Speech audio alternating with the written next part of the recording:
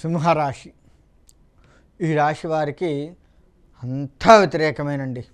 ఒక్కటి కూడా అనుకూలంగా లేదు అనే చెప్పవచ్చు.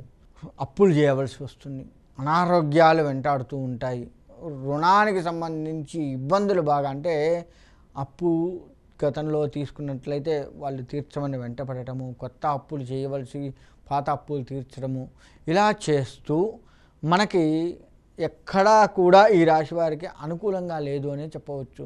పేరుకు మాత్రం సింహరాశి గంభీరమైనటువంటి రాశి, కానీ వీరిని మాత్రం అన్ని రకాలుగా ఇబ్బంది ఉంటుంది. అనారోగ్యం, నేత్రానికి సంబంధించిన రోగాలు వస్తూ ఉంటాయి. కంటి ఆపరేషన్స్ కానీ, దగ్గర దృష్టి దూరదృష్టి కనపడకపోవటం కానీ, చిన్న అక్షరాలు కనపడకపోవడం, ఏదో ఒక రకమైన కంటికి సంబంధించిన ఇబ్బందులు వస్తూ ఉంటాయి.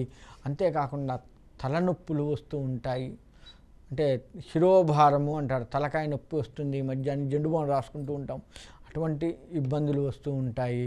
కాబట్టి ఈ రాశివారు ఎట్టి పరిస్థితుల్లో కూడా జాగ్రత్తగా ఉండడమే మంచిది.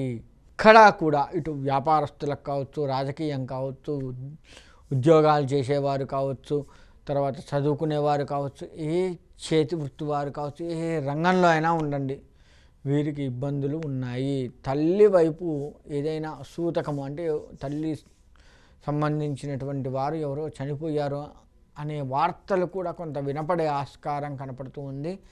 కాబట్టి అంటే ఎట్లా చూసుకున్నా కానీ వీరికి అనుకూలంగా లేదు అనే చెప్పుకోవచ్చు. మరి వీరు ఏం చేస్తే బాగుంటుంది అంటే, కులదైవం ఏదైతే ఉందో ఆ దైవాన్ని మనస్ఫూర్తిగా కొలవండి, ఆ దైవానికి ప్రదక్షిణ నమస్కారాలు చేయండి, ఆ దైవానికి చేయవలసినంతా కూడా చేస్తూ ఉండండి. తద్వారా బయటపడతారు. ముఖ్యంగా రుణ విమోచన స్తోత్రాలు ఉంటాయి, దాన్ని చదవండి. చదివినట్లయితే అప్పుల బాధ నుంచి కాస్త బయటపడుతూ ఉంటారు. అంతేకాదు ఈ రాశి వారు ధనానికై పాకులాడుతూ ఉంటారు. కాబట్టి ఆ ఇంట్లో అమ్మవారికి సంబంధించి, అంటే లక్ష్మీదేవికి సంబంధించి వాళ్ళందరికీ కూడా సెల్ ఫోన్లు ఉన్నాయి, లేదంటే టీవీలు ఉన్నాయి, అందరి దగ్గర సెల్ ఫోన్స్ ఉన్నాయి. కాబట్టి అందులో అయినా సరే అమ్మవారికి సంబంధించి ప్రవచనాలు, పాటలు ఏదో ఒకటి పెట్టుకొని వింటూ ఉండండి. తద్వారా లక్ష్మీ కటాక్షం కొంత కలిగే ఆస్కారం ఉంటుంది. తద్వారా అప్పుల నుంచి బయటపడుతూ ఉంటారు. కాబట్టి ఈ రాశివారు ఎట్టి పరిస్థితుల్లో ఈ రాశివారు కులదైవాన్ని నమ్ముతూ లక్ష్మికి సంబంధించి కూడా చేసుకుంటూ ఉన్నట్లయితే తప్పకుండా విజయం చేకూరుతుంది, ఇబ్బందుల నుంచి బయటపడుతూ ఉంటారు.